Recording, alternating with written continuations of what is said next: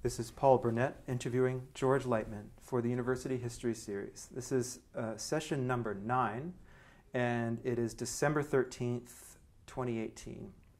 And we're here in the Berkeley Hills once again. And we were in the middle of beginning to talk about stability theory and this move from looking at optimality to looking at stability under conditions of uncertainty. So when we were talking off camera, you talked about this domain of research being about the deterministic control of uncertain systems.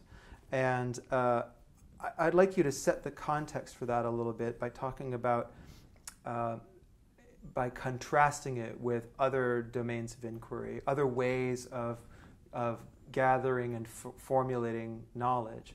What kind of knowledge is this, and how is it set apart from other forms of inquiry? Well, there are, I think we started to talk about this, essentially two and more recently 3 main avenues to go to modeling and then handling the information, in this case using control, to account for uncertainty in the system. Now the uncertainty could be either because you just don't know all the details, and in fact in any mathematical model it's uncertain because you can't model everything. First of all, you may not think of all the things that occur in your system, and secondly because it's just mathematically unyielding to do that, and you don't have enough information, in fact, for lots of systems. Now for systems for which there is a lot of information, for example, in manufacturing a product, you're making nails, and we've done that for a long time, or automobiles for that matter, or whatever.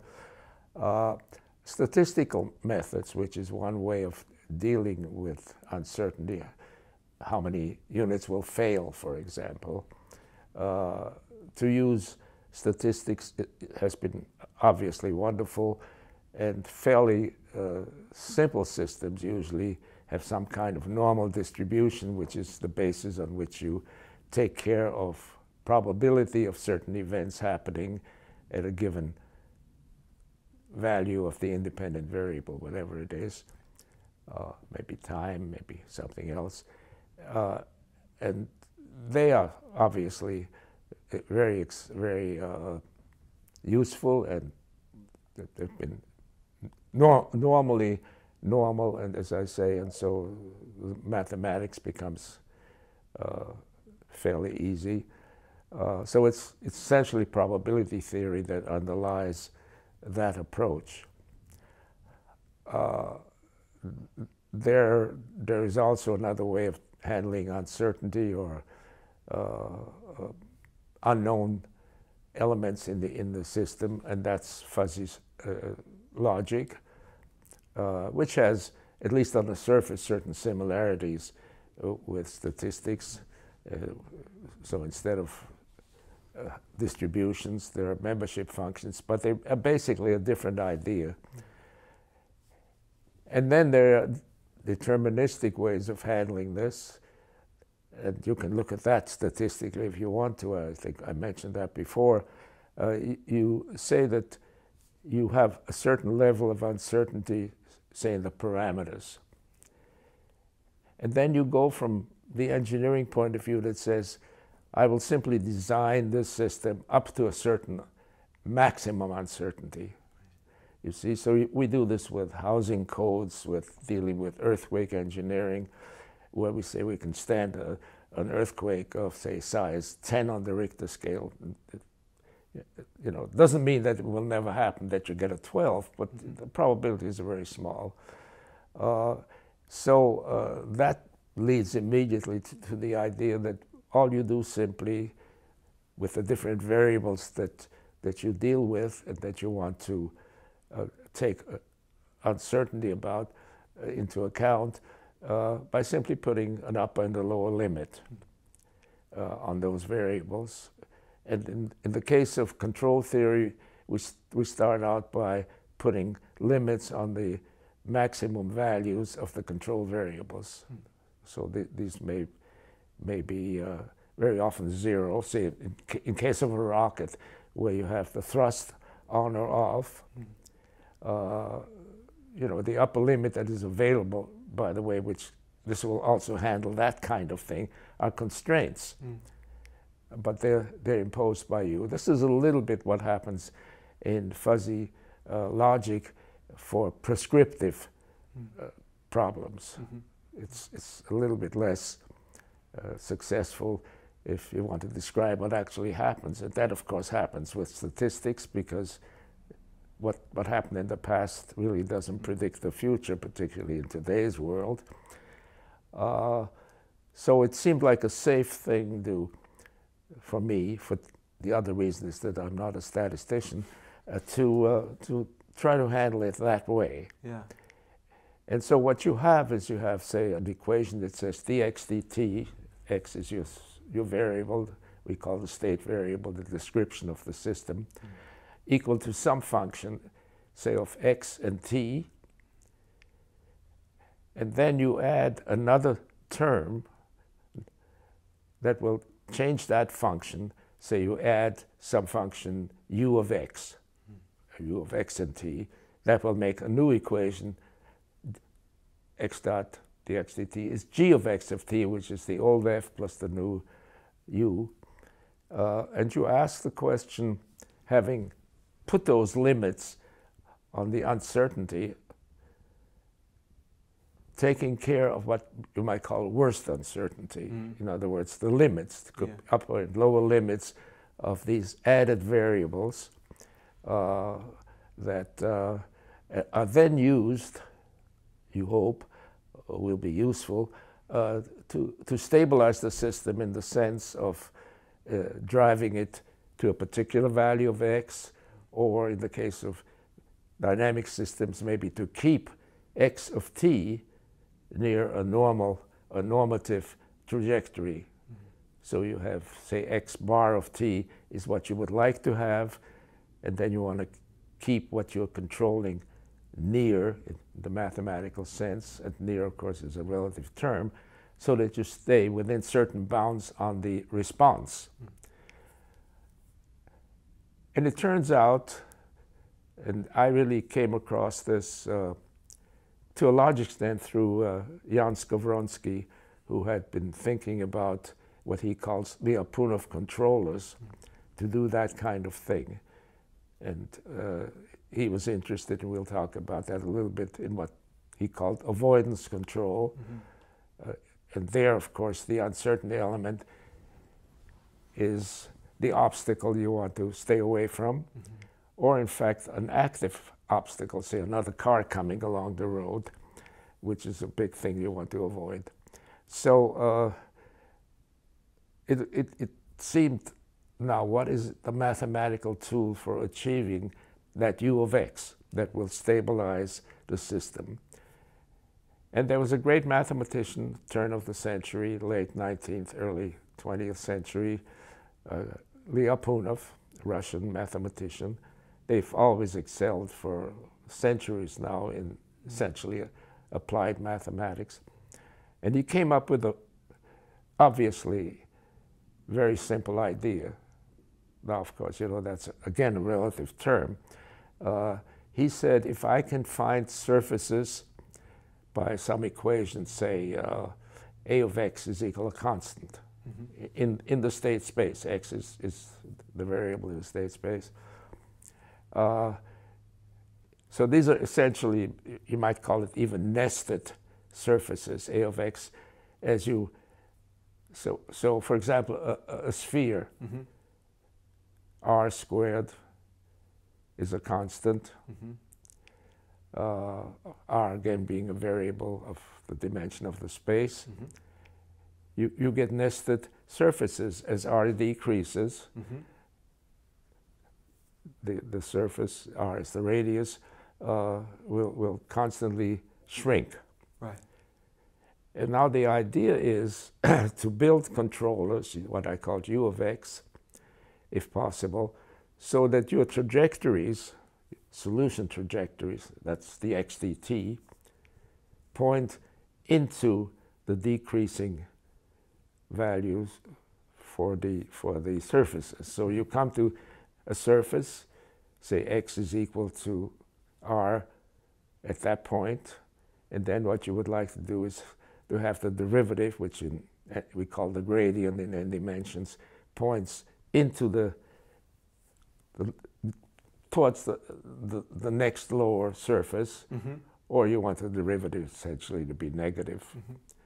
So as the trajectory comes along, if it is stable in the Lyapunov sense, then it will just go from one to the next lower surface and so on, and eventually end up, if you want to go to zero, for example, there, where you want to go, say in the case of following another trajectory, what we call tracking, then that's simply the value of the distance from your point on your trajectory to the other one. You want to keep that surface, that area, you wanted to keep it in or in the shrinking area, and eventually you will go towards the normative trajectory. So it's a simple idea, basically. Yeah. Does that now describe basically? That almost describes a sphere. So if you had these nested surfaces, but well, if you take x squared or r squared, a constant, then you have spheres. Yeah. But there will be other surfaces. They're called the Lyapunov surfaces, and there's a lot of work, obviously, has been done since then to come up with ways of getting other than spheres, because they may not be the most suitable. Right. If you had thought of another surface, you might be able to get a controller more readily. So with what's available to you. So, but go ahead. Oh, but the equation is like a set of rules to define the relationships among these spaces. It's not going to go outside. So, for example, these nested surfaces, you're going to have, the rules are such that it's not ever going to get greater than the original surface. And if the gradient is in fact negative, it will become smaller. Right. Okay. Now, and this simply, and that information you have from the equation. See, the xdt, which is your velocity vector, is f of x and t. So at x and t, you know exactly what x dot is. So you can take the inner product of the gradient and the velocity vector. Ideally, those are pointing in the same direction down, but at least stay within a certain cone so that you stay in the region of the next lower surfaces. And so that's really the whole basic idea of deterministic control, is to find a Lyapunov function that will allow you to go through that process of building a new equation, which is the old equation with certain changes, say by addition of a controller or by changing parameters inside, so that you will have, in fact, a velocity vector, a gradient that points into the region of diminishing surface values. The surface is g of x, say, is, or whatever we want to call it, a of x we called it before, a constant, and then you want that constant to decrease. So it's not a constant along the trajectory, of course. Because you're going through lower or higher unstable system, A will grow. Right, right. So it may be enough for you to say, I want to stay within a given region. And so just making sure that you don't point out. You can stay, say, with a smooth surface in the tangent plane. That's fine if you want to just stay in that region. So eventually, if you say that I just want to get so close that I'm satisfied, then you can say at that point, in fact, that inner product can be zero. In other words, you can be at right angles to the vector gradient pointing into the region, and you will stay in that region. You won't go out. So that's eventually all you can do or all you need to do So what was Lyapunov's what did he solve, or what did this give you that wasn't there before? Well, before you had to essentially use the solutions or some approximation to the solutions to talk about what the solutions will do as time evolves. Here you don't need any of that information. You already have it. Right. Because it's f of x or t, which is part of the description of the system, you see. So talking about stability need not involve yours solving the equations. It may be very difficult to solve the equations. So I read in one textbook that talks about the deep descendants, the late 20th century descendants of Lyapunov functions, in explaining to young students that, think of all the circumstances under which you can't actually experiment, you can't gather information. The information is not available. It's too risky to acquire the information. People will die to get that information. It's too costly. You have to build an entire plant, and you might build it upside down. So you need to actually be able to design without information. That's what this deterministic control under uncertain systems, that's exactly what it means. Yeah. And so in the absence of that, can you think your way and reason your way through to something that can be a beginning? Yeah, well, there's a caveat here. It is that it's clearly a conservative way of dealing with uncertainty, and it's the main criticism, in fact, that exists. And it depends whether it's justified, that may be perfectly justified, or it may in fact be the only thing you can do under this. For example, if you have essentially no past information of a nature of many samples,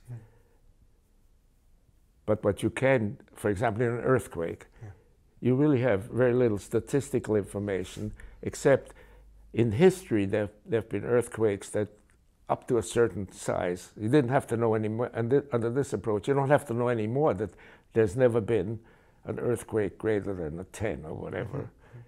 And this has the additional advantage that in designing a system, you can say, I will risk anything up to a certain point, which in no way says that it can't happen. Right. And with what we call X events, which are sort of outliers in the distributions, there's nothing you can say other than that, how can I prepare for something I know very little about? Right, right. And, for example, global warming or climate change is one of these disciplines or events. Climate science, yeah. Yeah, which says that, we're not saying that the certain things will happen, but just from the observations we have that certain things may happen, and we again look at past changes in climate and so on, and how this changed when the Industrial Revolution started, how human behavior was involved, and the natural catastrophes, comets striking the Earth, they happened. That's how the Ice Age happened and other events where animals just died out, whole populations. So it's essentially, for somebody like me, avoiding the worst that can happen. Mm-hmm. And maybe it'll cost a little bit more, or a lot more. It depends, as I say, how risk averse you are. And that's maybe a major element in this, is that you want to be more or less risky. That's one thing. And the other thing is also a certain amount of simplicity. If you can do this, changing the system so that we are Lyapunov stable, then that may be, for example, with a rocket, that may be costly in the sense that you may have to use full thrust more often than in the other case. That kind of thing can happen, certainly, and then you just have to make a decision. Now, I think that in situations where you have very little information. For example, landing on Mars or later on other planets. Right. There's almost no information now. We have more information now on Mars, and we'll presumably get more before we try to land somebody. But then you can say, what is the worst thing that we saw in terms of solar winds and whatever can happen? And we have a piece of equipment that cost $1 billion. You know, can I risk losing it?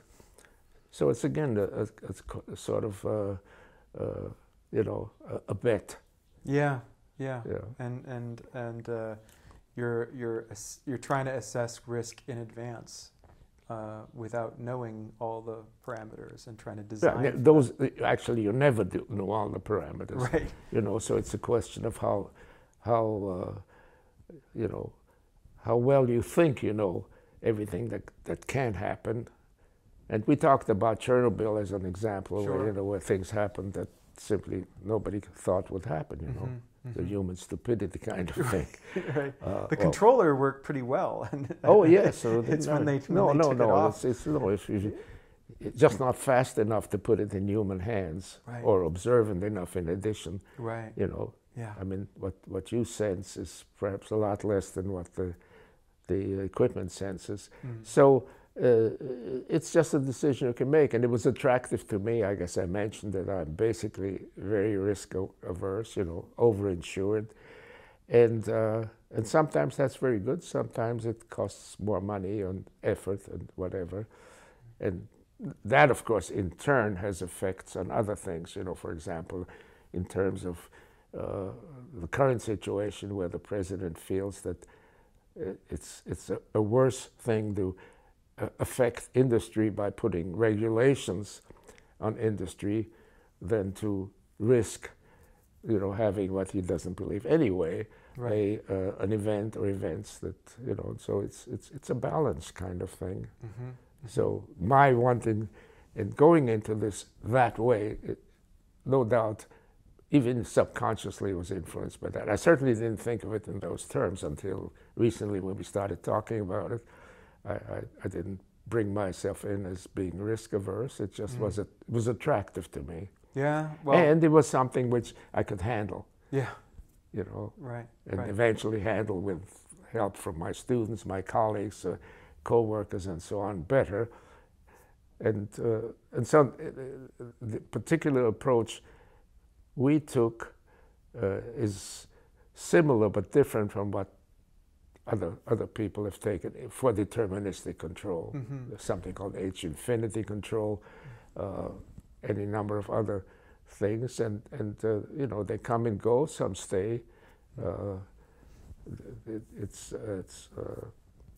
Well, there's two things worth mentioning, I think, that that are happening in the larger culture and the larger economy. And one is increasing efforts to address risk, right? To look at the distribution of risk and figure out how to minimize risk. And a lot of that stuff is done probabilistically. But the other piece of it is increasing automation. So there are literal controllers more and more in various things. There are controllers in buildings that sensors in particular that can tell you what the state of the system is, because that's needed, of course, to use these controllers. Yeah. In an ideal system, you have perfect knowledge about X. Then there's a lot of work has been done and is being done where you have less information about the state. For example, there are only certain things you can measure, right, with more and more precision now, but so that you know, the whole idea of thinking of everything that can happen in the system depends on the system. And the more complex systems become, and that presumably the people that I know who work on X events think that the arrival of an X event is very much tied to the complexity of the system, because you just can't handle it. right. You know, Renaissance men are very few now. It used to be a time when there were 5 mathematicians in the world, you know, that kind of thing. So that's all changing. There's certainly no way of predicting what it'll be like 10 years from now. Right, right. But it is just to say that you can see the demand for exploration of these kinds of questions mathematically. So you are attending conferences on, I can't remember the name, but the Society for Information Processing, for example. And so these are, there are organizations, there are institutions such as the U.S. military, governments, and universities, and engineering schools, of course, all interested in trying to theorize the dimensions or the domains of control, techniques of control, techniques of automation or quasi-automation. And that is the world that you're growing into. You're starting with rockets, but you're growing into these other domains where people are thinking about ecosystems as systems of control or amenable to control or management. Yeah, and I think the management in that case is not to do certain things, sure, rather than an active kind of control. Well, the active control is that you handle the bad things, emissions, pollution, and that kind of thing. Right, terrorism. Yeah. Well, among other things, sure. Yeah. And so, why don't you talk a little bit about some of the students that you had and colleagues you had who were involved in this type of deterministic control of uncertain systems research? Okay. We've talked about a few students so far. I think Ken Saunders and Gordon Mon primarily. Mm-hmm. Yeah. And they were really just beginning to get into control theory and game theory with generalization of control theory, but not instead of optimizing things, which is what you do in optimal control, mm-hmm. and in differential games, to go into what I began to feel for a long time is perhaps more important to be safe than to be best, so to speak. And so towards the middle and the end of the 60s, I was able to attract 2 or 3 very good students. There was a fellow from Oklahoma by the name of Harold Stalford, and we're still in close touch. Mm-hmm. A student from Liège in Belgium, François Liet, with whom I'm in weekly touch. Saul Rockland, and I'm not quite sure where he came from, but he was a very good student. Unfortunately, died very young. There was Agarwal, Indian student that came about that time, early 70s. And an Israeli student who came in, I think, 1968. Yeah. So, Shaul Gutman, with whom I'm in touch. In fact, comes visit me. And then towards the middle 70s, maybe the upper 70s, I was very fortunate to attract a really outstanding student, Martin Corliss from Ireland. So these people all have done very well later. For example, François Liet is an emeritus professor already for some years from the University of Liège. I think he was emeritus 7 or 8 years ago. So he's 20 years younger than I am, but and Shaul Gutman became a professor at the Technion in Haifa, and also a member of the Israeli parliament, the Knesset, for 5 years. And as I said, Harold Stalford is a professor at the University of Oklahoma. He had a couple of other jobs. I think he was at Georgia Tech for a while, but has been for a long time at University of Oklahoma. And again, we're in touch. Yeah. Gordon Wang, I don't know us. I lost track of him. These are really the main students that came to me in the late 60s up through the late 70s. And of those, the ones who became primarily involved with the Lyapunov controllers were in fact Charles Gutmann and Martin Corliss, and then later on other students, of course. But they already were sliding into this. So maybe we could just quickly mention what the students that didn't go primarily into the deterministic control were the Belgian student, Francois Liet, did his thesis on state control, in other words, state constraints. And we talked about that a little bit the other day. Right. It's a topic that I dealt in one chapter in my 1968-69 little text already. And so when he came, I had already thought about that, and lots of other people had thought about it, of course. Is that the introduction to optimal control? Yes, Okay. Right. Yeah. And, but it just occurred to me as an aside how few books were in that field at that time. I don't know what organizations put out a book. I gave you the page from that book that rated systems and control texts throughout, up to the current time, which was maybe the early 2000s. It was given to me as a present from the Automatic Control Council when I got the Bellman Prize, and so that was one of the things that... And I found to my astonishment in optimal control, there are only 4 books that were mentioned as being what they called classics. One was a book by 2 professors from MIT, Falb, I'm trying to think what the other ones was. They dealt primarily with linear systems in great detail and produced a 900-page book to do that. When they first submitted it, they had over 1,000 pages. And the book by my colleague and co-author from Harvard called Optimal Processes, I think. Anyway, it's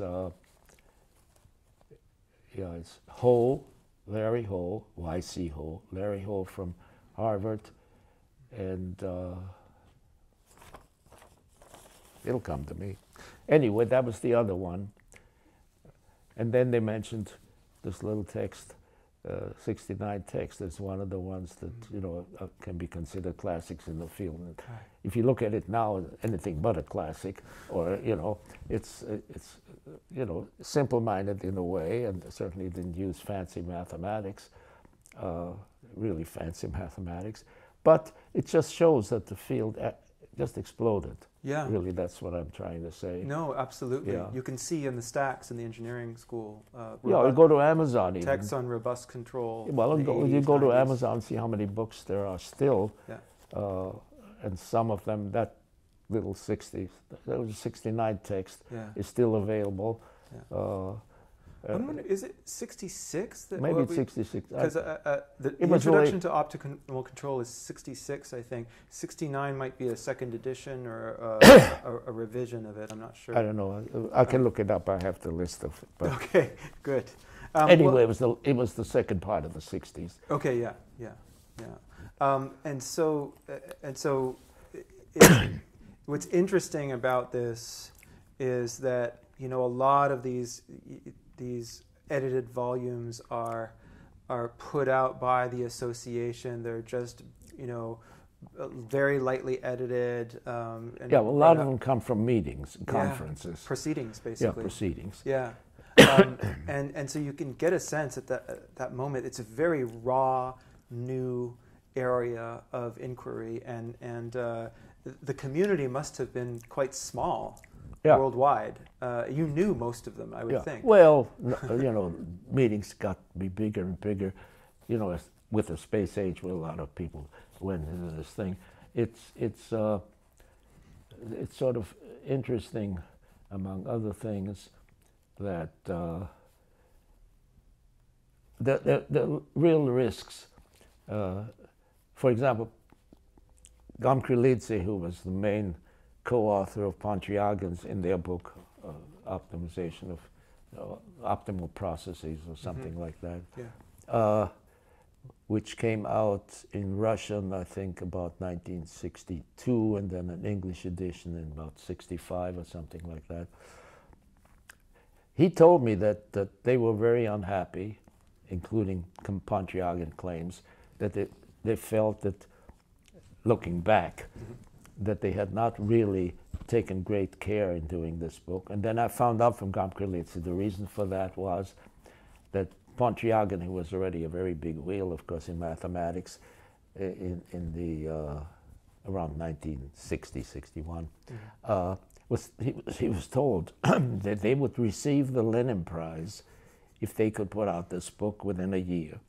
And so they took papers that they had written and sort of put them together and tried to clean them up. You know, that kind of thing was happening. Yeah, there's a lot of haste. Yeah. I mean, it was a space race, but it was also a science race. And Yeah. scientists were racing against one another. Yeah, well, and in some cases, government or supported to do that. In the Soviet Union, there was the government, of course, who ran things. But it's interesting that Pontryagin told me that he did not accept any royalties. His three co-authors get the royalties because he wasn't that happy with the book. I don't know if that's true, but that's what he said. Interesting. So that's an interesting sidelight. Yeah. So these figures, I mean, your students go on to publish, Martin Corliss is publishing on deterministic control of uncertain systems. You're co-publishing with him into the 80s and 1990? There's even one that I just looked at in 2000 that dealt with control of endemic diseases or something like that. Right. I think that was 2000. Yeah. And you know, as I said, he was truly outstanding. If his name comes first in the paper, then, you know, he deserves the credit primarily. I mean, it's always a matter of percentage, but I certainly felt that way, and I'm sure that he did, you know, because, you know, and I think in total I didn't try to add them up. I think we co-published about 20 papers over that period of time. Yeah. And of those, maybe 5 are on application, like that last one. Right. Yeah. Right. So. Well, look, can we talk about advances in the theory, talking about Lyapunov control, and as a way to then talk about how this then gets applied. There are application papers, as you said, whole domains open up around this topic. So at a certain point, it becomes robust control. Around the mid-'80s, people start using that word. Yeah. Is that basically interchangeable with? Pretty much, yeah. Okay. Yeah, because the feeling was it's robust in the sense that you've taken care, if you didn't do it statistically, but deterministically, you've sort of taken care of either the worst case or at least something that approaches it, where you have a lot of information about the uncertainty, so that you can feel that you know that it's pretty safe, but you know, one has to be careful because this nomenclature name sometimes implies more than meant. Yeah. Now, just as an aside, for example, you talk about chaos theory, but there's absolutely nothing chaotic about chaos theory because, in fact, it's a wholly deterministic approach. It's simply that the systems that are subject to what is called chaos in this sense is that they're extremely sensitive. So very small changes in the parameters or initial conditions or perturbations can have very large effects. And when you plot all that, it looks like a random response. And I think from looking like a random response, it got the name chaos theory, but it's got nothing to do with you know, so it's these things just get their own little names. Right. So robust control is not the opposite of weak control, right? No, So yeah, yeah, right. yeah. In fact, it says that you're taking care of the worst, so that's robust. You see, in Right. that sense. Right. In right. that sense, maybe Okay. maybe you're overdoing it, Right. but you know, Right. and Yeah. again, you know, there are no guarantees. Of course, you have to always put this kind of caveat in that what you consider the worst case clearly, almost surely, is not the worst case, but it may be so rare that you can take that chance. And Right. this is where the newer field of X events comes in, which sort of deals with these events that don't fall under either the statistical or the robust rubric, because the upper limit is well, it's not enough to talk about you know, the event. It's sort of it's not the rarity of the event, it's the kind of catastrophe that it can you know, encompass. That really is, and how to, you know, get a number or something to take care of rareness and terrible result. You can say it's so rare, I don't have to worry about it. But when you say, what you look at the result, maybe a little bit like climate change, it falls into this kind of thing, you know. Well, it's mathematical eschatology. I mean, Yeah. you're studying these kind of world-ending Yeah. events Right. that You are know, complete collapse. potentially, then you can say, well, I don't worry about the rest of the world except up to my grandchildren, you know, kind of thing. you know? right. Now I have to do great-grandchildren, so I have to worry even more. Yeah. So, well, let me look. You were kind enough to look at this at my bibliography mostly, and well, one of the earlier papers. Yes, it's a paper given at an IFIP conference, as a matter of fact, in 1976. It's Stabilizing feedback control for dynamical systems with bounded uncertainty, and that's a paper I wrote with my Israeli student Shaul Gutman. He started working on this seriously, maybe from 1960 onward. Again, a very 1960? 1970. 1970. Yeah, sorry. Just again, an aside, in 1972, he was well into his thesis, but the war broke out. Remember 1972? Yeah. Yeah, it was 72, I think. Okay. Yeah, it was Yom- the Yom Kippur Yom war. Yeah, I Kippur. think it was 72. Okay. Yeah, I may be off. And he actually disappeared for 6 weeks. He was a captain in the IDF, tank commander, as a matter of fact. You know, he was maybe 24 years old, something like that. And he just went to came back, you know, when the war was won. That took only about that amount of time. But I somewhere I've lost it. I treasure the postcard he sent to me from the suburbs of Cairo. Wow. That's how far they got. And he made the postal clerk, he went to the postal clerk, post office, and made him mail it in front of him, you know, because he thought he might tear it up and throw it away. Yeah. And that's how I got it. Yeah, I had the postmark. I don't remember what the suburb was, but you know. Goodness. So that it was an interesting time. Absolutely. I thought before we go to this, however, I've got to mention what some of the other students who didn't go into this did. That's right. Yeah, for example, let's see, we said that Francois Litt went into problems with state constraints. Yeah, you mentioned Ken Saunders, Gordon Mon, and Gordon Wang. Yeah, and then Saul Rocklin a little later, Yeah. and then Shaul Gutman. Yeah.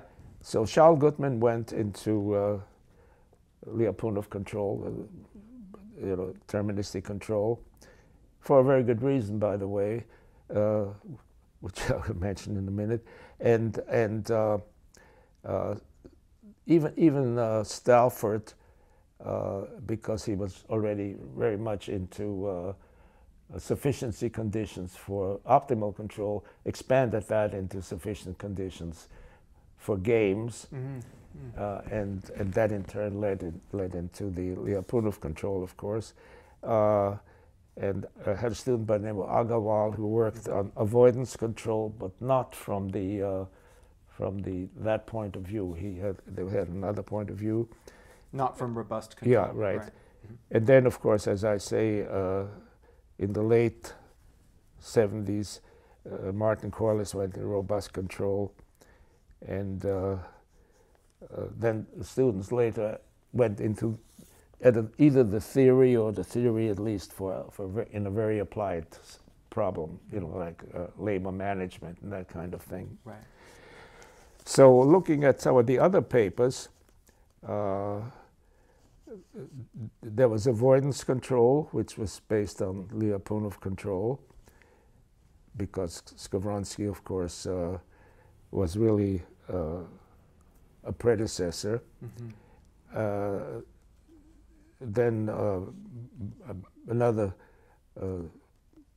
colleague of mine, really, and did something that's called ultimate boundedness council, and it was really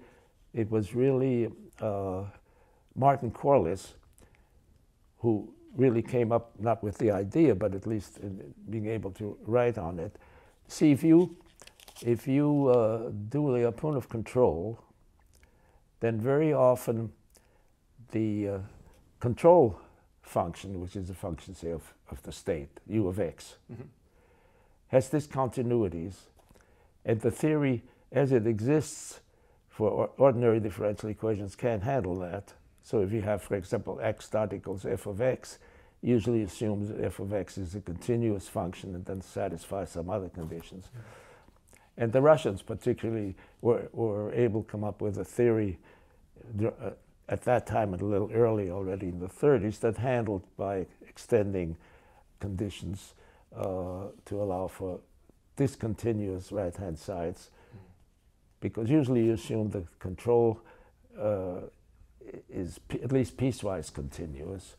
Okay, so that the control would allow that, but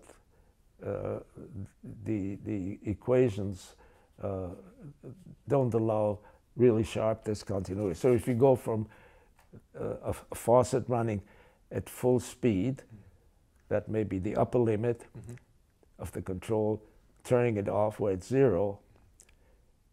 The idea came, first of all, you'll get much simpler mathematics, that is, classical mathematics would handle it. And secondly, it would actually be a better model, because if you apply a control, there's no real system that can do it in zero time. Maybe very fast, but that's a relative term. So mathematically, they don't care, how big the derivative becomes, as long as it isn't a jump. Right, interesting. And so we extended the theory to allow for that kind of control only, and that led from, in general, allowing the system to go eventually to zero, if you want to go to x equals 0, or to where you want to go, to simply an arbitrarily close neighborhood. So the faster you make the jump from, say, in the control, usually it's from maximum to 0, as in rockets. Doesn't matter how fast you do it, the slope of the curve that goes continuously down, because you don't turn the faucet, or you start up the engines and they go and all that. Doesn't matter, because mathematically that's still a continuous control, continuous in the state. Right. And that was called ultimate boundedness control. In other words, the ultimate region to which you drive the system is bounded. Right. It doesn't have to be 0, but it's bounded. And then you can show that the faster you make the jump, it isn't the jump now, the faster you make the change, but continuously, the smaller you can make that region. So from a practical point of view, that's really a much better model. Yeah.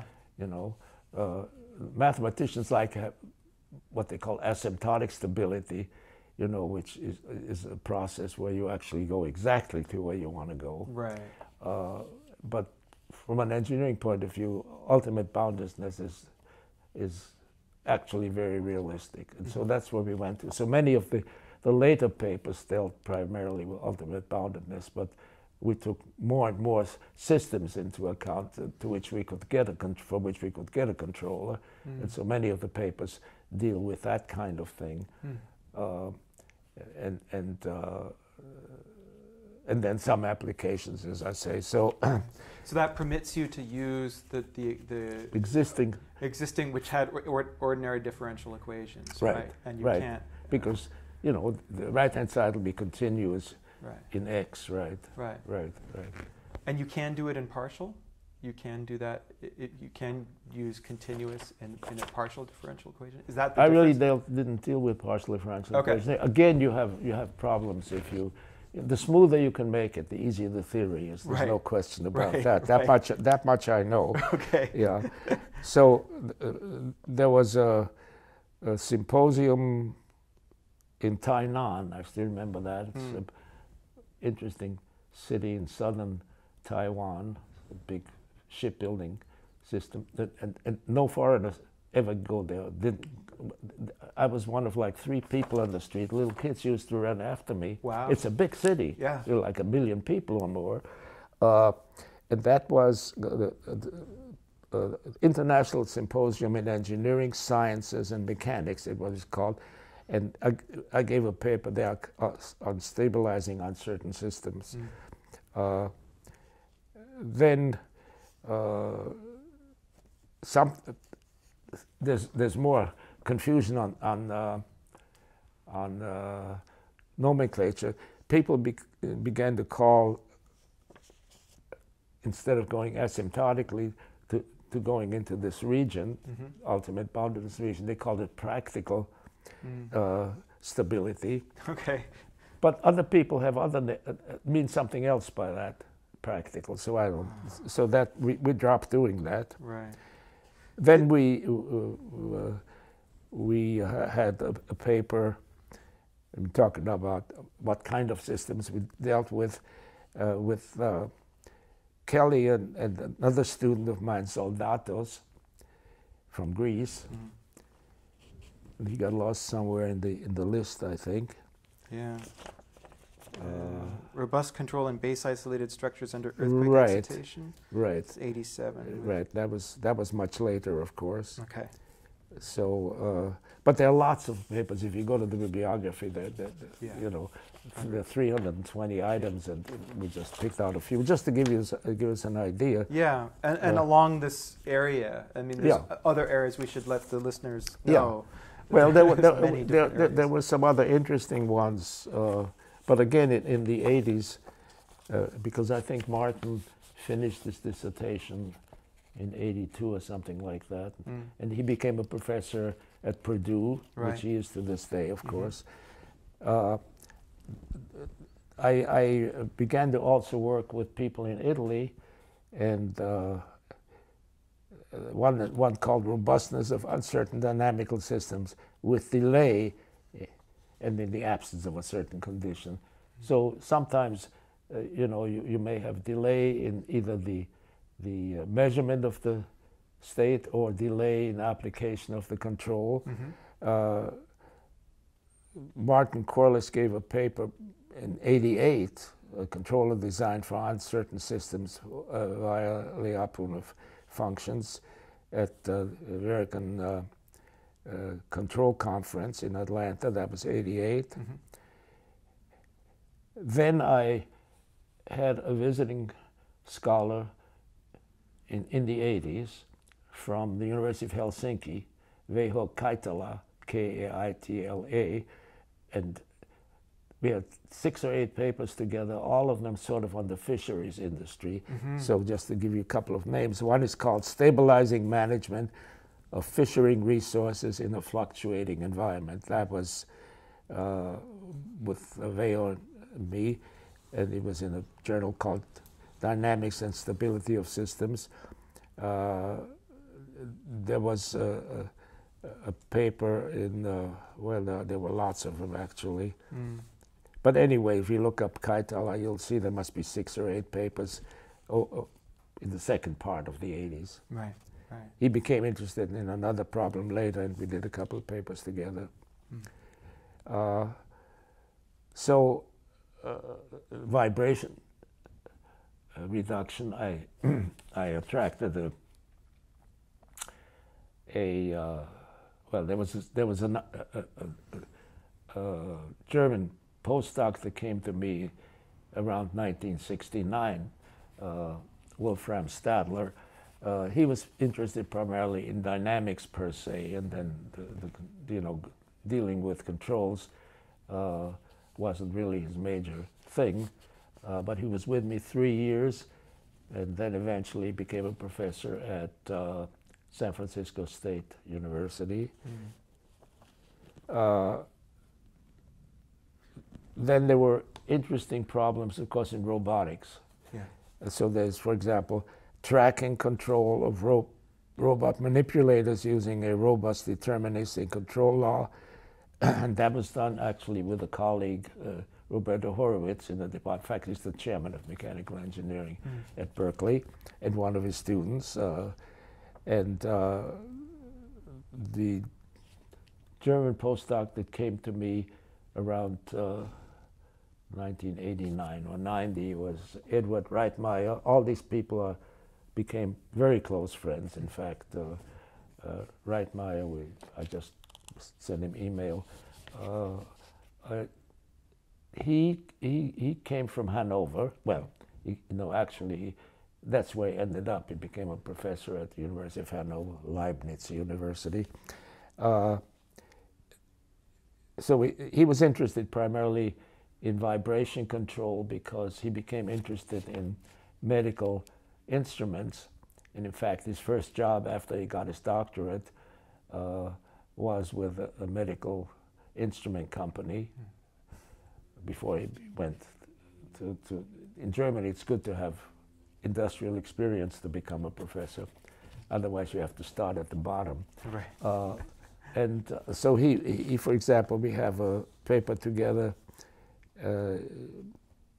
It's already fairly recent. Robust vibration control of dynamical systems based on the derivative of the state. So, in addition to being controls, we allow controls that depended not only on X but also the XDT. Then he had, that was probably as good an example of. No, there was robust constraint control for vibration suppression of mismatched systems. That was 1996 already. So we already apparently had corresponded because, he came to me in 1990, so that was already after he left, yeah. So vibration control is very important for instrumentation, electronics. Right. You need to isolate them, Right. Otherwise that begins to introduce distortions Right. in the measurements. So that's one domain, but all over there are, and so you can have controllers that compensate because the vibration is somewhat consistent. Well, if, for example, he became well acquainted, and then I did with somebody who came originally from Turkey. His name is Kukichai. He was the head of the automotive department at another university, and they were interested in noise suppression. Yeah. For example, which is a vibration, of course. Yeah. So we have a couple of papers on that using the word ANC, active noise control. Right. Yeah, so that's in there. And then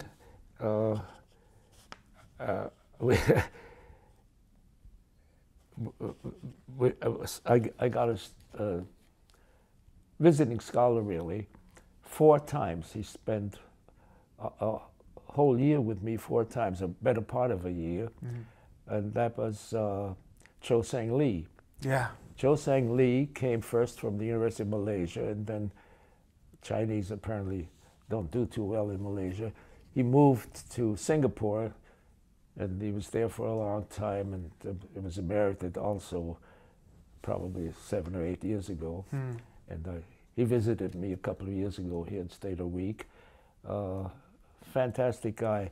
And he had all these cute little problems. For example, what was this called?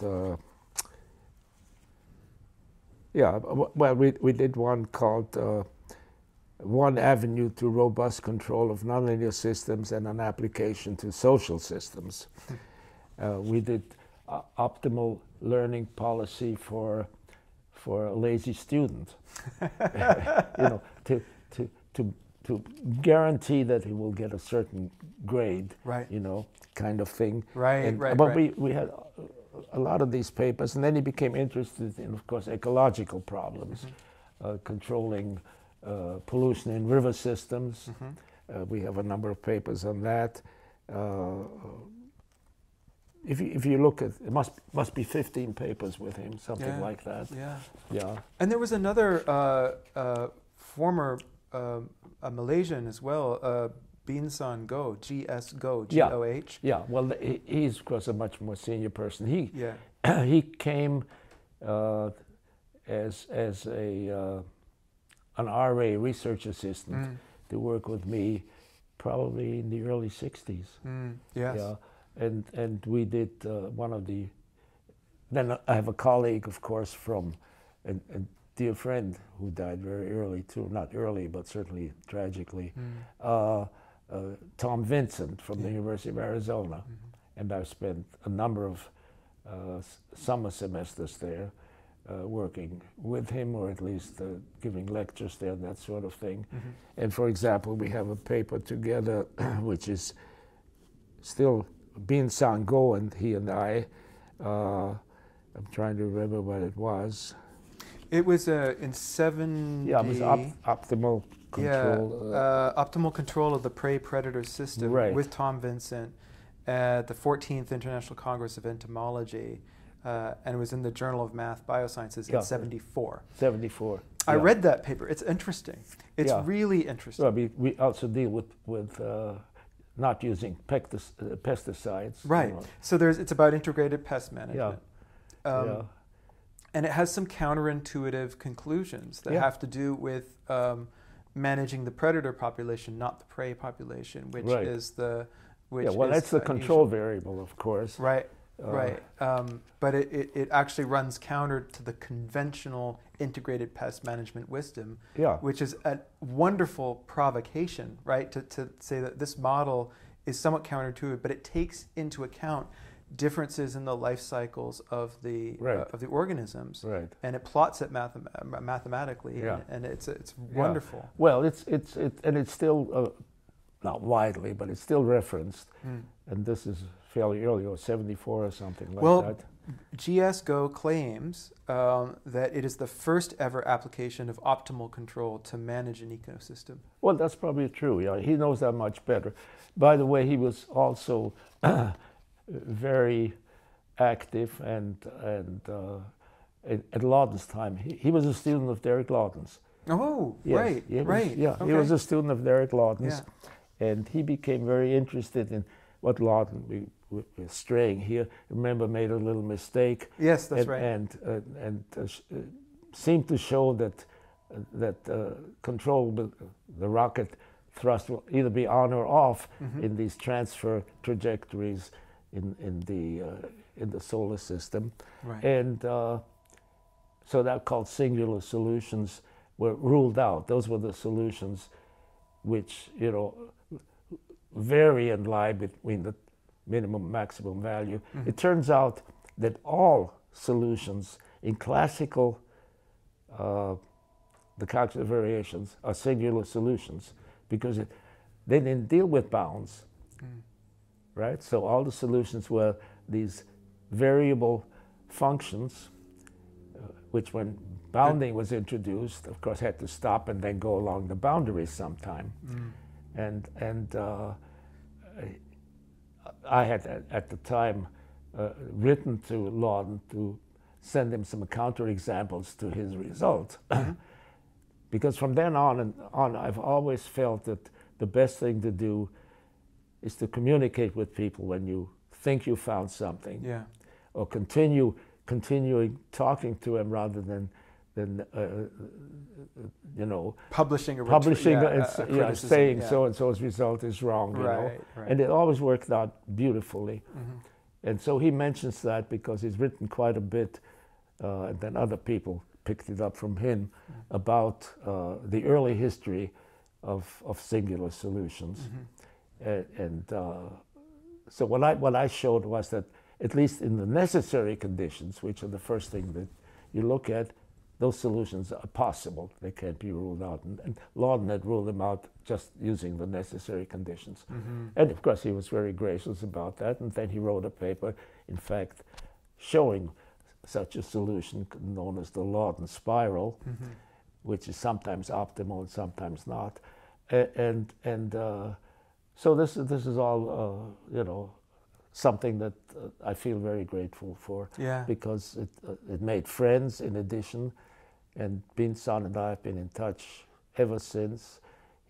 He spent time with Vincent and me, in fact. Vincent was on sabbatical here, I think, and he was essentially a postdoc of mine. Right. So all these wonderful things happened that I never really thought about until I was faced happily with these interviews, because it's well, so you wanted some notion of what people did in the theory, and we just touched the surface, of course. Sure. Well, we can perhaps I'll follow your lead, but do we want to, is there like one more evolution of your research career in the theoretical pure theory domain that we haven't addressed? Well, I went back recently, to 2000 onward, to two of these little notes that I had written. One on based of the equivalent problem approach, which was a note in the middle 60s. And the other one, Hamilton's principle, which was also a little note, which I just let go. And as I had maybe mentioned on the equivalent problem thing, it was a colleague and friend, Efim Galperin, from originally the Soviet Union, but emigrated to Canada, and is a professor at the University of Montreal. He felt, 1999 or so, that much more could be done with the equivalent problem approach, and we corresponded for about 6 months, decided that we were looking at things in different ways, but he was very helpful, making me go back to it. So that actually was picked up when I, at his behest, wrote a little paper about 1999-2000, in which I expanded that considerably from just minimizing or maximizing an integral to dealing essentially with optimal control, or at least for nice systems, if not at least with systems that were systems, where I wanted to minimize or maximize an integral, but subject to state equations. And that appeared in Jota, I think about 1999 or something. And what happened was that a mathematician from the University of Cleveland, excuse me, wrote a little paper in the same journal, Jota, the next year. He did not get in touch with me, but he didn't criticize me. He simply showed that the equivalent problem approach was essentially what Karen Theodori used in the middle 30s, and how that differed from what I did, because I allowed a much larger class of equivalent systems than he did. He simply looked at different integrands, and I looked at first at transform variables, and then looked at different integrands on the basis of what Dean Carlson said, namely that these two they're different in the approach, but they're identical in the basic idea of dealing with equivalent systems.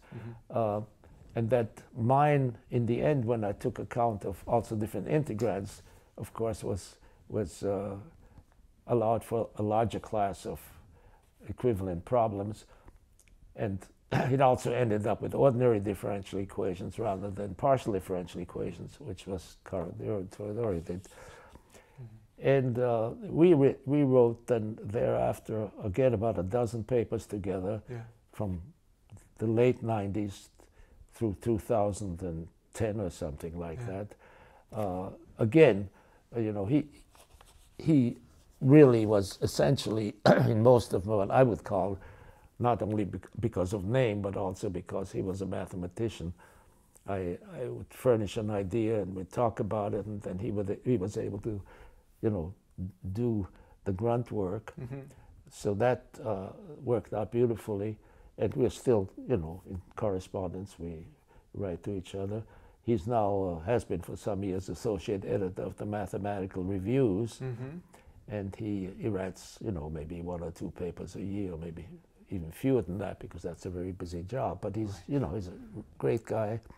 And then, of course, I have a colleague, came as a visiting scholar, Gene Ryan from the University of Bath, about that time in the 80s. And we are co-authors on a number of papers as well.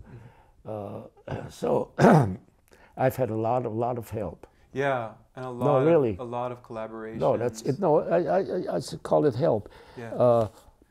Well, it's hard to. I mean, this is the range of subjects that you have touched on in your career is quite remarkable, possibly unwieldy. Even though we've had, you know, 20 hours worth of conversation about your career, we've still scratched the surface in terms of the kinds of applications of research.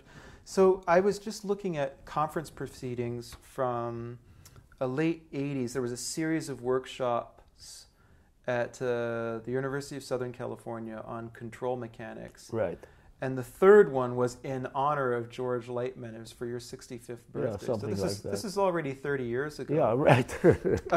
Almost 30. And so people were singing your praises, you know, back then as well, people someone were very nice to me all along. You know, if you look at what they did for my 70th, 80th, and 90th birthday, it's sort of overwhelming. Yeah, it really is. It is. Well, we'll talk about that in our final session, I think. But I think the story is one of being one of the founding people who developed a set of subdisciplines. You're being very kind. But what was exciting to me was going through clearly there are papers by junior, you know, professors and that are part of the Festschrift, right? And because I didn't recognize the names immediately they're not part of your so these are Festschrifts. Yeah, it's the third year of that conference. But then since then there have been 6 or 7 of just journal issues that people put papers together. Well, this is where papers that were part of this conference. Conference. Yeah, that's the one that Skowronski started. Right. Yeah. Right. So the conferences, papers are on optimization, but there are papers that deal with robots and robotics, industrial robots, optimization of disk drives in computers, the optimization of food chain systems. So thinking about populations and population biology, and of course that old chestnut of missile guidance. Yeah.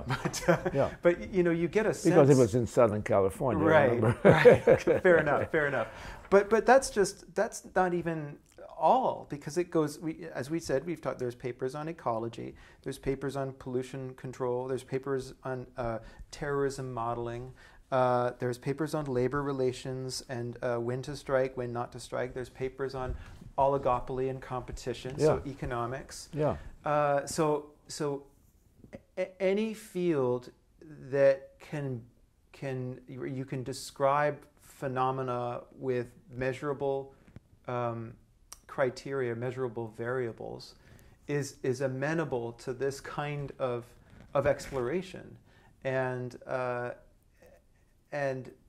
all of these areas were robust, but it seems that the entry of this way of thinking can shed light on areas that are hitherto and other people empirical. Pick up. Yeah, right. And so it's a wonderful insight that you bring to these different. For example, Walter Breinl, Breinl, was a postdoc with me. Must have been in the early middle 80s. He became the CEO of the largest locomotive company in Germany. And he was primarily, and we did a little paper together, first in German, and then a couple of years later, an English edition with some small changes, Breinl and I, and it dealt with the control, a very simple model of the suspension system for magnetic, what do they call it? Magnetic... Maglev? Yeah, maglev essentially, levitation, trains. Magnetic levitation vehicle. And this is a system where you cannot measure all the variables. So for example, to use a feedback control, you have to deal with only some variables. The other ones just aren't measurable, or at least not well enough. And that's, of course, a completely different part of control theory, namely filtering using statistical methods. We did not use statistics. We did it by robust control of systems where you cannot base your control on the state, but only what's called the output. And the output may be a combination of state variables or just some components of the state variables. Maybe you can measure velocity but not position, that kind of thing. And we had a little paper on that. That's middle 80s, Breinl and I. So much of both in theory and certainly more in application came really with the people I worked with. You know, it was just in retrospect, you know, I marvel at you know, we didn't even touch a lot of them so far. Right? But Manella, for example, was another Israeli student that came to me in the late 70s. Jonas Manella. He came from the armament industry in Israel. It's one reason why we didn't write a paper together afterwards. We went back right away, like the next day. He was interested in describing the systems discretely. In other words, difference equations rather than differential equations. And I guess I mentioned to you last time that somebody in the 60s and late 60s wrote a 2-volume book, 2-volume treatise, one on the differential equations and the other one on difference equations. And in the difference equations, he left out a condition because he got another maximum principle, looked the same way as the other one except in discrete variables. But it turns out it's not a necessary condition. There has to be one other condition satisfied, and it's called directional convexity. And that was brought out, and this was a very small period of time when I was in touch with a man at the University of San Diego, UC San Diego, who even became the chair of the math department eventually. His name is Hubert Halkin, Halkin. And he was able to show, in fact, as soon as this book came out, he was able to show, gave a counterexample showing that the necessary conditions were not satisfied, but the example was such where you can just by inspection, you can get the answer, you see. So it's one of these things that you can't say you don't have an optimal solution because it's so clear. So that 2-volume thing, you know, disappeared within 3 months because the poor guy, you know, just look, that can happen. You can eternalize a mistake. It's not so terrible when you do that in a paper, but when you do it in a book, it's a little bit more embarrassing. I think there was another case in economics in the early 70s, where there was a confusion occurring broadly in the profession between difference and differential equations. So they used differential equations when they needed to be using difference equations, and that leads to a real problem. So I don't. That's a. Well, I'll give you another example, because since I became well acquainted and friends, not close friends, with both a Russian in Leningrad, well, St. Petersburg, eventually, who came originally, I think, from Armenia, and a professor at not Singapore, but maybe Hong Kong, David Young, and we were we were taking a walk when the year I got the Bellman Award. By the way, Y.C. Ho and I Mm-hmm. co-author of this paper that I tried to think of the other person, but anyway, it'll come to me, or not. We were taking a walk, and he told me, and I later actually checked on it, there were two persons that shared the Nobel Prize in economics just a couple of years before then, who made a very interesting mistake. And this is where we were going to talk about time consistency. Okay. Okay. Yeah. Uh-huh. So very often economists can either do open loop control, which means depending only on time, Mm-hmm. or closed loop control. And by the way, feedback in closed loop is the same for optimal control, but it's not necessarily the same for games because of the linkage for the different players. So their states come into your own equation of motion. And what happens is that economists very much like to get systems where the feedback control is a constant with respect to the state. So it depends really on time, Mm-hmm. okay? This is sort of a justification for having, I guess, a 5-year plan kind of thing. And these guys got essentially their Nobel Prize working in that field. Mm. But it turns out that you have to have two things. Your state and your adjoint equations have to be separable. In other words, sometimes called the co-state or adjoint variables, those are the equations that come out of the necessary conditions. Can depend on the state as well, because there's a couple of equations for most systems. So if you want time consistency, you need those to be decoupled. But you also have the boundary conditions decoupled. Otherwise, the systems are not independent of each other. So if you have initial conditions that depend on both those variables, in other words, that are not decoupled, and they missed that point because they were interested primarily in the application, of course. Mm.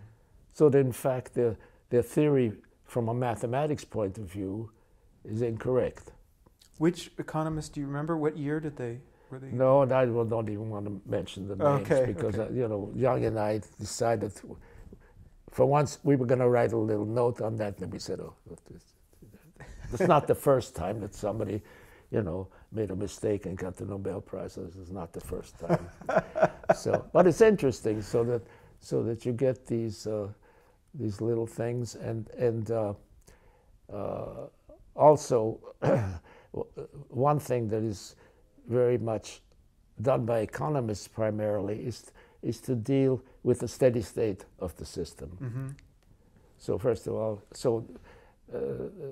this may not occur for a long time in a real system, the steady state, and of course the system gets perturbed, and then of course it never happens. But that's for much of the mathematical economy theory is really primarily on the steady state solutions. Mm-hmm. And so the people I worked with, for example, in Vienna, Feistinger, and some other people, Dockner, who was actually at the university, with whom I wrote a couple of papers using the equivalent problem approach for some papers.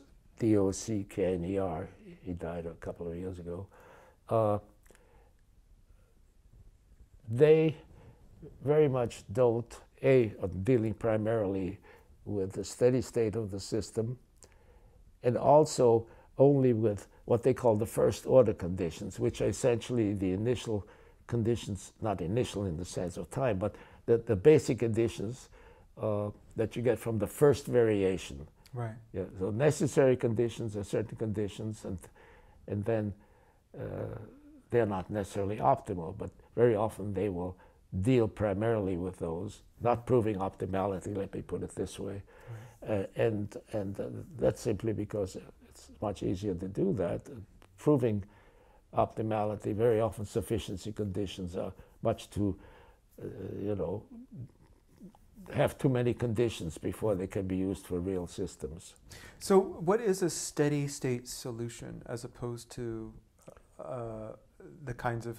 The steady state solution is when the right-hand side of the equation, x dot equals f of x and t, where f of x and t is 0.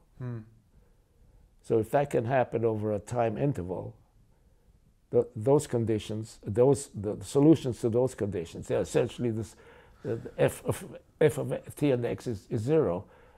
If you have solutions that lie on those for that equation that are possible, that's already undergraduates learn that in mechanics. That's a steady state. So they're looking for equilibrium, basically. It's essentially an equilibrium, if you want to call it that way. Right. So if you start at such a point where f of x and t is 0, and if you can generate then solutions that continue along that surface, those are steady state solutions. Yeah. Okay.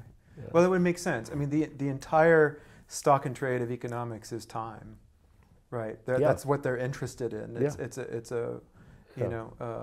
want to understand how something unfolds in time, how a system unfolds. Yeah, and if you can stay on if you have such simple equations, essentially, as you say, it's an equilibrium. That's very nice. Right. Very often you don't start at such a point, so then you have to go and get trajectories, again by control, I suppose, that approach steady state and hopefully get to it in finite time, which is not necessarily required. Right. But nonetheless, they very often deal with those kinds of problems, and I have, some joint papers with them because they're interesting problems. Yeah, we did mention another recent applications are, of course, either game or optimal control applications for terrorism. But then you also get, and this is where we've talked of my colleague and friend Udvadia at USC. He and I wrote, and Lambertini, whom, by the way, we haven't mentioned yet in Italy. Luca Lambertini. Yeah, Luca, very dear friend. We wrote a paper together, and again, it's one where I had some basic ideas, and then the really heavy mathematics he did. So he's the senior author. This is Firdaus? Firdaus, yeah. Firdaus Udvadia. Yeah. What nationality is he? Firdaus. He's from the Middle East. He's a Rosicrucian, by the way. So I'm not sure. Interesting. Persian, maybe. Okay. Yeah, maybe. Awfully nice guy and a wonderful wife too. He thought he would not want to deal with terrorism as a game, but he would like to understand what is involved in planning acting against terrorism, what may be interesting ways of doing that, or better than others. And so we took a very simple subsystem of that. We looked at the idea of dividing a population into 3 parts. Those people who are pacifists and can't be will never become terrorists. Those who can be recruited to become terrorists and those who are terrorists. And that's a very nice system. First of all, I suggest that we don't deal with populations, but percentages of populations, because we don't have to know what the population is. We want to know what percentage of the current population. So that was a very simple suggestion I made when he first started to write it up. He dealt with, and the other one was, so we considered, I think, essentially two tools to fight terrorism. One is military action, police action, and the other one is persuasion through education or whatever. So those would be the two main tools. And then it's difficult to say which one is more important. So my idea was, let's give each one of those a coefficient. And then look at what happens when one has a bigger coefficient than the other. So in other words, which one is more important? And then you can say, what is the result of having one more important than the other? And that's what he worked on, and it's a very heavy mathematical problem, actually. So that was a very interesting one because it didn't involve control at all. I mean, it involved control in terms of the decisions you make of action, but it wasn't control in the rather control of a kind, right, rather than control over time. Right. So that's the first one was a dynamical model of terrorism. That's with Luca Lambertini and Firdaus Udvadia, and that's in Discrete Dynamics in Nature and Society. Yeah, 2006. it was accepted very quickly for some reason. I think within a month or 6 weeks or something. I think there was a lot of resources being devoted to counterterrorism. And so that's very different from some of the later ones I did with the people in Vienna. Feichtinger and Novak. Yeah. A.J. Novak. Let's see. It's a differential game related to terrorism, Nash and Steckelberg strategies. It's the Journal of Optimization Theory and Applications. Yeah, and that was maybe 10 years ago. 2010. Yeah. Yeah, not even 10 years ago. Right. 8 years ago. Right. But there was a more recent one. Oh. That here it's in here. Maybe even be the last paper I did with them.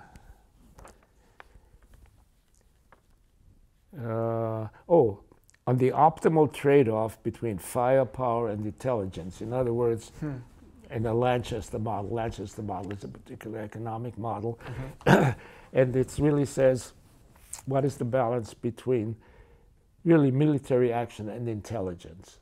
The more you know about the other side, and what was involved there is if you know a lot about the other side, also killing innocent people is diminished, and that's a very important attraction. So that was by Novak and Feichtinger. Novak, a very good guy there too. And it appeared in a book called Dynamic Modeling and Econometrics, Economics and Finance. It was edited by Feichtinger, that helped. It's a Springer International Publishers paper. That was 2016. Oh, wow. Right.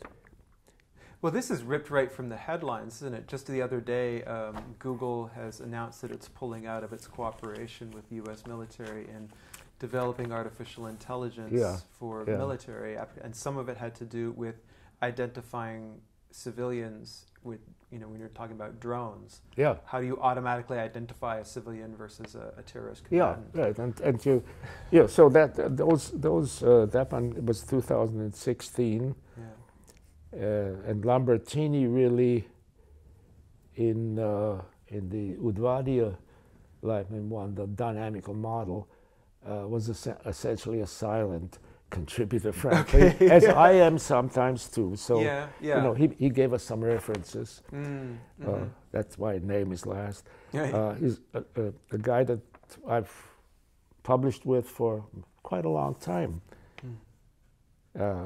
Maybe the early 90s, or maybe even earlier.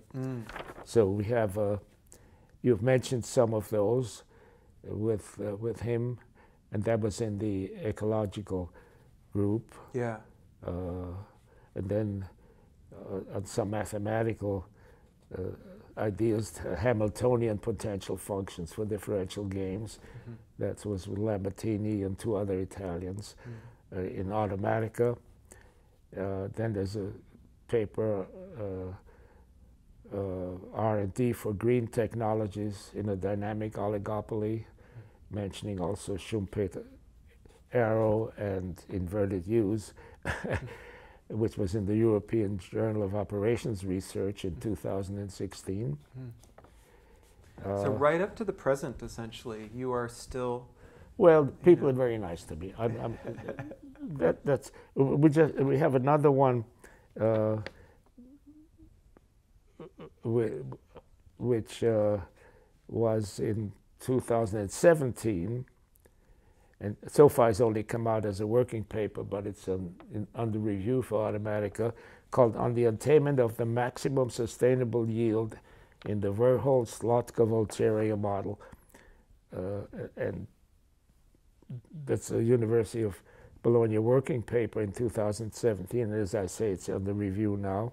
But this Volterra model is what was also at stake, not necessarily exactly, but I believe it was at stake in the Binz-Go paper from 1974. Well, it's a classical population equation. Right. Yeah. Right. And yeah, that's right. And it comes up all the time. And in fact, I had a little note on a minimum principle for that population equation, and it's something that Volterra did as well in the 30s. He wrote a paper, and he got a stationarity principle, like Hamilton's principle for his equation, but it had an integrand that makes absolutely no sense. It has about 10 terms in it, and he did sort of looking at the calculus variations and trying to fiddle around. Yeah. And I did something which still has no explanation to me, and I've tried to get an explanation. I wrote that equation in inverse variables. So instead of population, I wrote the equation 1 over the inverse. 1 over the population, that's the x, the dependent variable. And why did you do that? Because when I did that, that nonlinear equation became a linear equation. And for that, I was able to apply that remark on Hamilton's principle. I could apply that to get and I get an integrand, which essentially in that inverse variable is potential plus kinetic energy. And did you write that paper? Did you publish it? Yeah. Okay. Yeah, it's. That's fascinating. Yeah, it's maybe I. So it is, You can find it's in the bibliography. I encounter this a lot in economics when I interview economists, because a lot of the work that the important economists have done has been to take the conventional wisdom, a given formula, and poke at it and see, does this really work? And sometimes they'll run sort of as best they can. They'll run some tests using natural, basic time series of data. Is that what you're doing with something like the Volterra equation? You're just like, wait a minute, that doesn't make sense. No, I looked at it, and why I picked the inverse, I really can't tell you. It was a change of variable. Yeah. But, from a population dynamics point of view, why that should be the case, I have no idea. I've talked to Feistinger about it, who was a population dynamics, that's what he got his degree in, University of Bonn. And I talked to a couple of other people. They sort of lost interest. They didn't think that was so exciting. So I'm still pondering how come that happened. Yeah, that is it's a really interesting question. Yeah, and it's Can I ask you something, a very naive question, and it might help outsiders, people who are not, who don't know this kind of math, about fluency in the language of mathematics. So for example, in preparation, I was quote reading these papers, which meant I would read the English parts of it, and then I would come to the equations, and I'd be like, I can see that is, calculus of variations, but I don't know really what's happening in this, and it's therefore this, and I can't tell you where you got from one equation to another. When you, as a reader of mathematics, do things slow down incredibly when you come to that equation? Do you pore over that to look to see whether it makes sense? Well, I think there's a basic reason for that. When you write it up, it all seems to flow logically. Getting to it isn't that flow. Right. Very often a completely different process. Okay. Yeah. But writing it up, it makes it easier to read in a sense. You don't have to go through all the thought processes. You just prove one thing from another, and that's essentially the result. So in many cases, the actual process of getting to that flow. This is why you remember I mentioned to you when I was working with Blochier, and we wrote, I think it was our chapter in topics in optimization, that sort of thing, and even part of the book. Every time we came to a point where we thought we had proved something, we would have a drink of cognac, and the next day, we thought about it during the night, and it turned out we hadn't proved it. So it's that kind of hit and miss kind of approach. You think you have it, and sometimes you're lucky, it works. Right.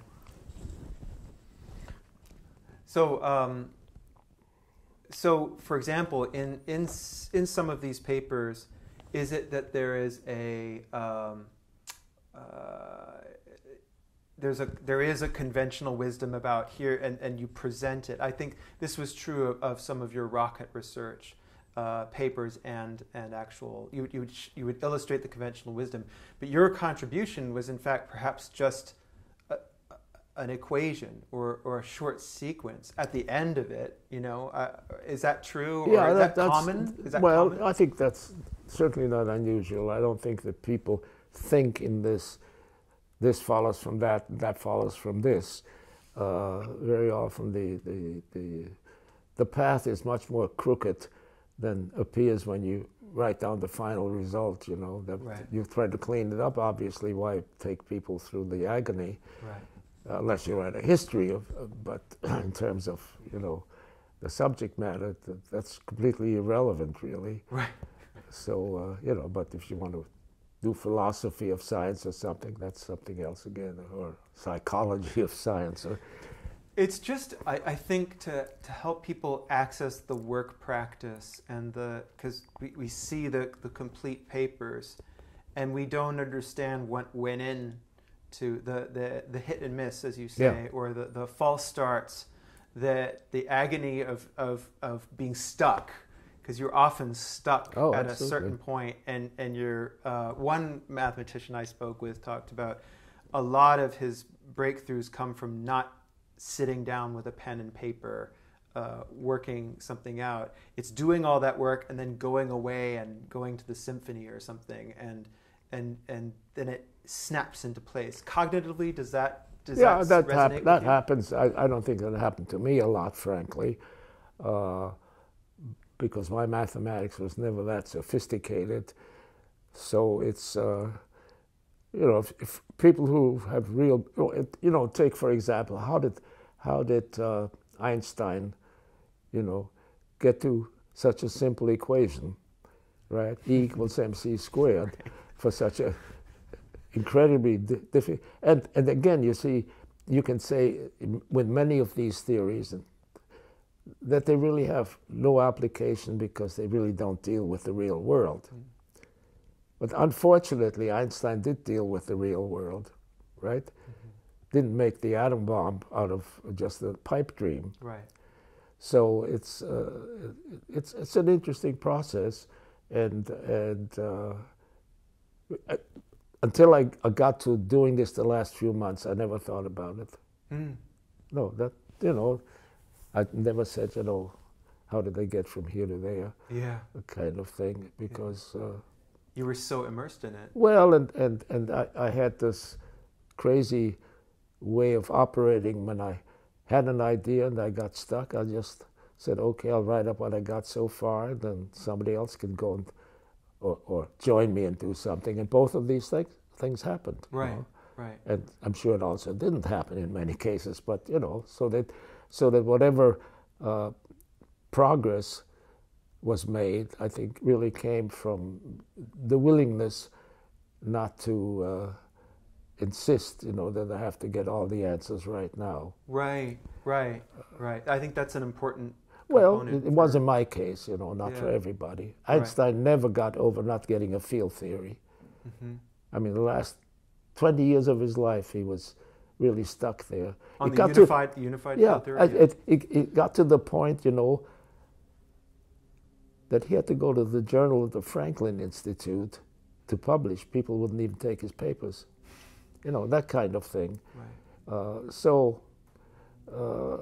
It's. I'm sure that people have done a lot of work in psychology about thinking processes and Mm-hmm. and what you know leads to new ideas. Right, right. First of all, there are very few new ideas. You know, I'm convinced of that because no matter what we do, somebody else did it first. Sometimes better, sometimes not as good. You know, it's what I talked on in the thank you remarks when I got the Bellman Award about 2009 or something like that. Mm-hmm. And they always ask you to talk for about 15 minutes. And usually people talk about their work. And I picked the topic, who did what first. Because, and then my conclusion was that it's really not that important, because if you try to prove that you did it first, as Isaacs did, vis-a-vis Bellman, you waste 15, 20 years of his life. I mean, he actually could have produced a lot more. He was very, very smart. But he spent the last years of his life just trying to prove he did it first. Yeah. And I think that's too bad. Well, there's the story of Armstrong, right, who developed a version of the vacuum tube. Right now, I'm talking off the top of my head in my history of technology. But he got into a patent dispute with RCA over it, and it killed him.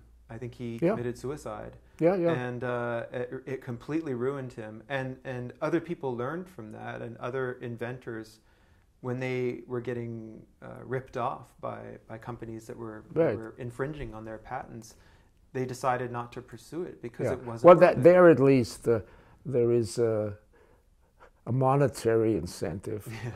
For a lot of people, it's just pride. Mm-hmm. And, you know, I'm always surprised if it appears that I thought of it first. I can't think of a thing I did that didn't have, you know, somebody whose shoulders I was standing on, and only a little bit. Mm-hmm. So I'm convinced that, but it was even true with Einstein, of course. There were people who got very close. Mm-hmm. You know, so he wasn't sort of suddenly, there was relativity theory, right. Which is another misconception of people. They think that, you know, these geniuses, the thought of this suddenly popped up. And when you look at what they did, you can see that there were very often predecessors, and some of them very close. So the genius was to sort of put the crowning, you know, conclusion to the subject, but and the position they have already. Sometimes it's Charles Darwin, for example. You know, he was in the right position to be considered a gentleman scientist, whereas Alfred Russel Wallace was not. Yeah. Fortunately, Darwin shared credit, and that was very nice of him. Yeah. But all this to say that pride is a sin in science, as in other things. No. Well, it's a waste of time. Yeah. It's a waste of time, you know. You can be proud after you've done something of what you did. That's a sort of different kind of pride. But, you know, it's all right, the sun is, the sun moved these days. No, actually the earth moved. And, so it's very interesting. Yeah. You spoke earlier about, you know, you said your math isn't very good. But you spoke about your ability to be a critical eye to others when I asked about, why are you involved in this, and you say, people are honoring you. That's one thing, but you have a critical eye. You're a good sounding board, it seems. Is that fair? Yeah, and I maybe partly, maybe mostly because of my ignorance, I ask questions. How did you get from here to there? Sometimes they can tell me, sometimes they say, I don't know. And then they say, well, maybe it isn't right if you don't know how you got from here to there. And that's all that has happened. How does that happen, that someone comes up, I've got a new approach to this theory, here's my evidence, and there's a chunk of it where they're not sure. Is it that does some of the previous accumulated knowledge come in chunks? And you can we know that this is this, and you put this chunk of Well, there's another aspect to this, which I think is much more serious.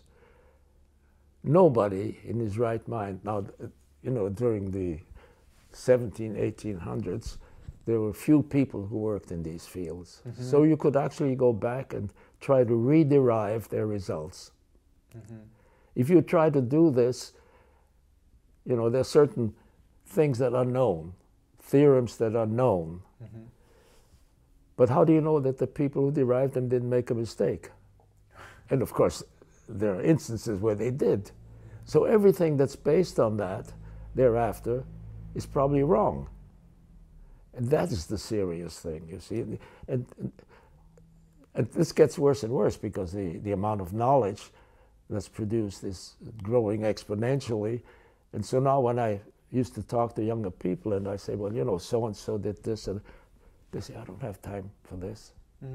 I just don't have time. And it's true, they would do nothing if they went back to all the references and made sure that they were correct. So there's this portrait that, historians of science have to deal with this all the time. There's the Kuhnian notion of scientific revolutions that really only applies to physics and for only a part of its history. But this notion that there are these paradigm shifts, and that there's a period of normal science where there's this gradual accumulation, people add to the existing edifice of knowledge, and everything gets incorporated. And then it becomes unstable and unwieldy, it becomes too large, like a big molecule or something, or an isotope.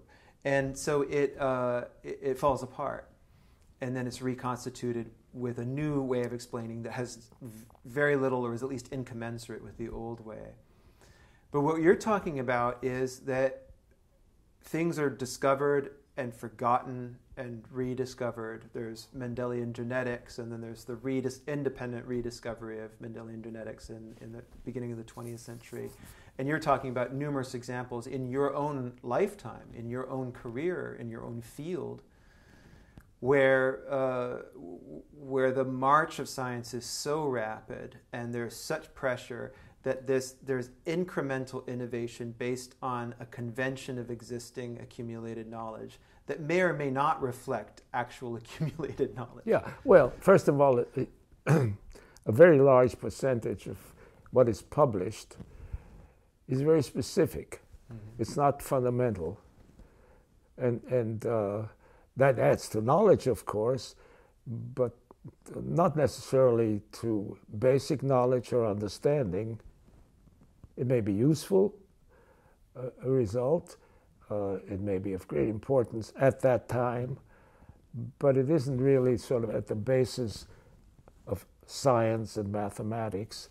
So the people who do very basic things, for which very often nobody knows what it's good for until 100 years later, those are very rare. Yeah. So most people sort of peck around, pick a particular problem, or pick, or a sub-problem, or,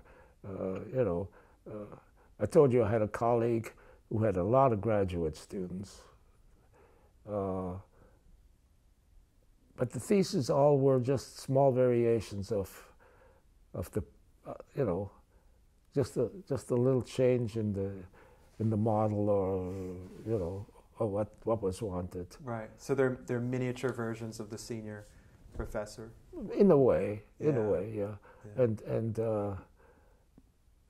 that makes life easier, and it may even be useful because that little tweaking may be important, but it's not something that sort of adds to the basic knowledge of the field. No. So, but you know, everybody has to go to heaven in his own handbasket. So. Well,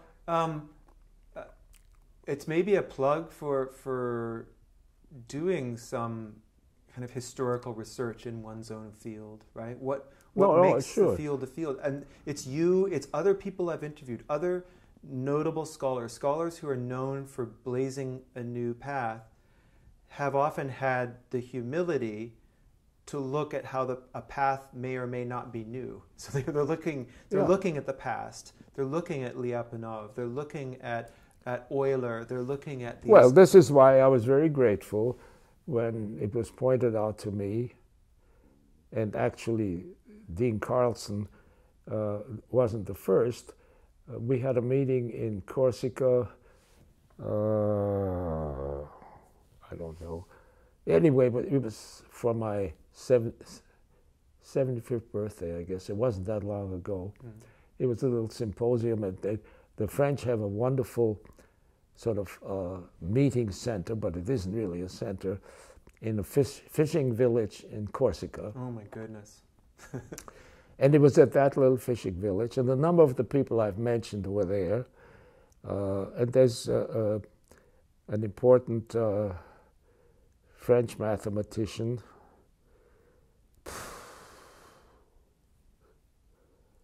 Anyway, he was in fact the technical director of INRIA, which is the French NSF. Yeah.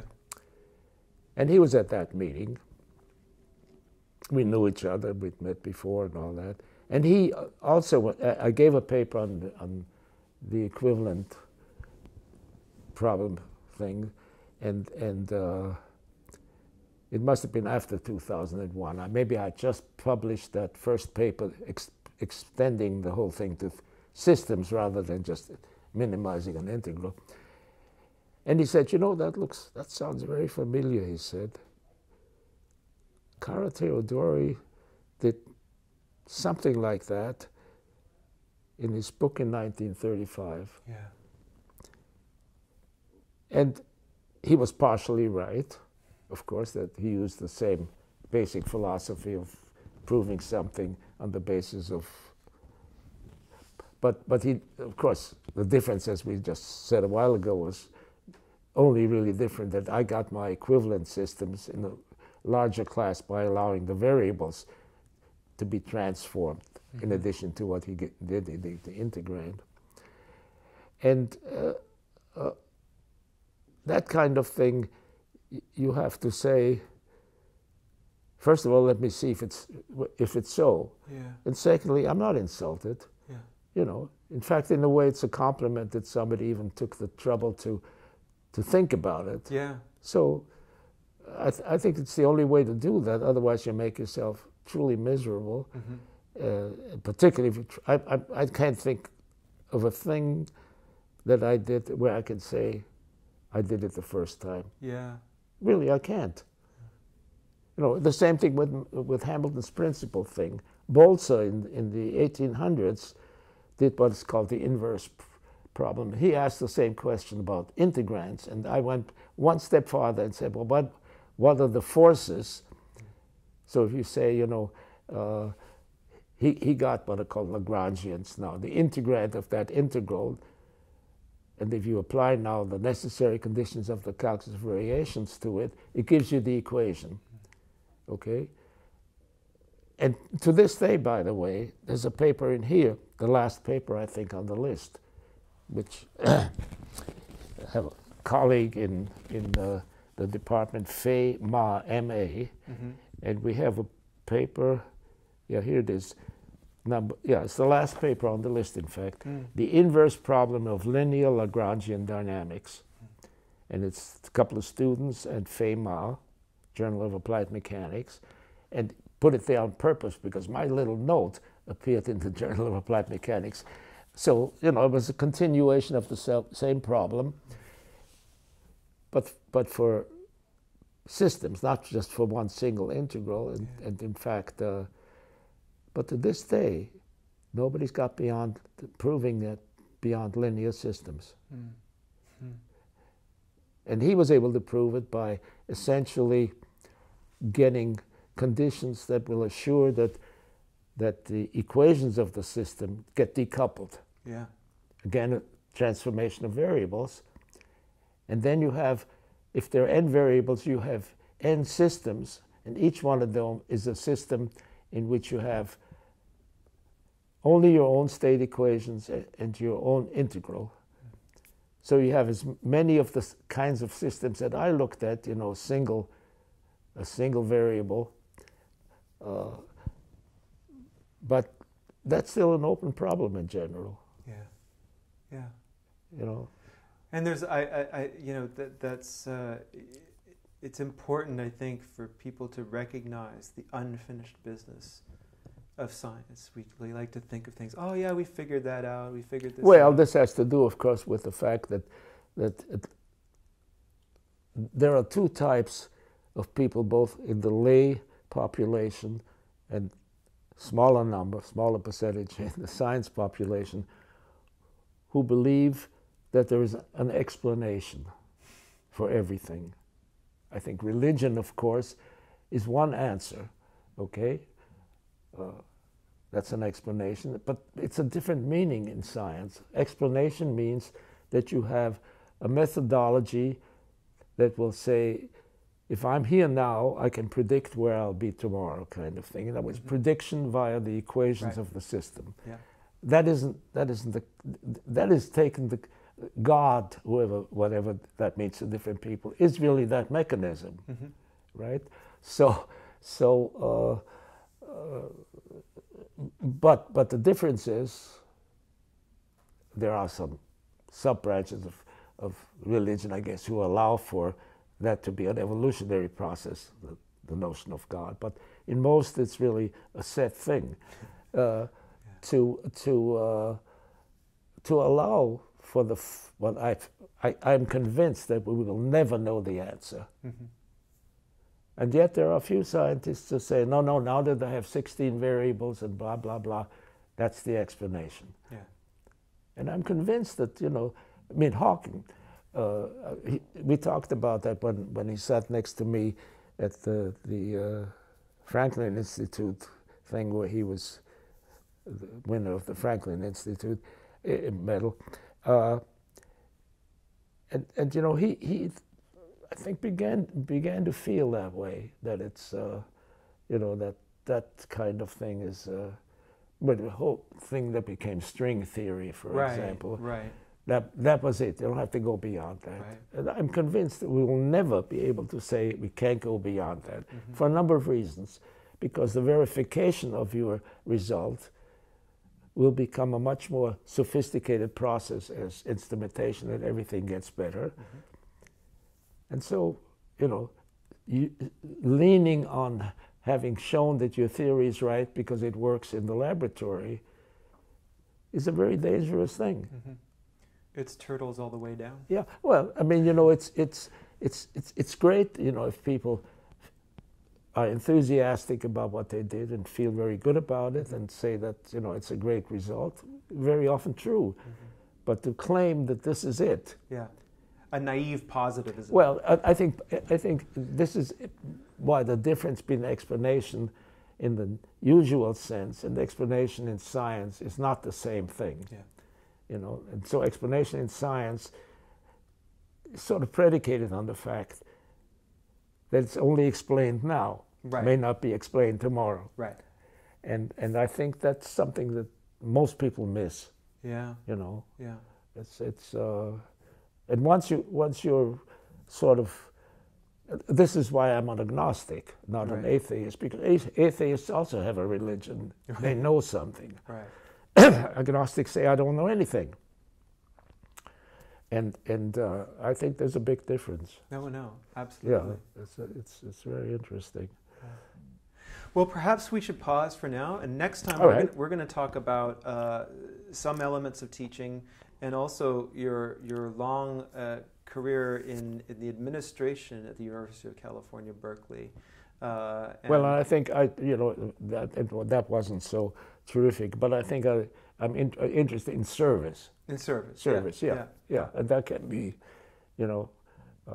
any number of things. Right. Well, let's be more open about it. Yeah, and then we finally get to the personal things, right. Because there are some people that I just have to mention as being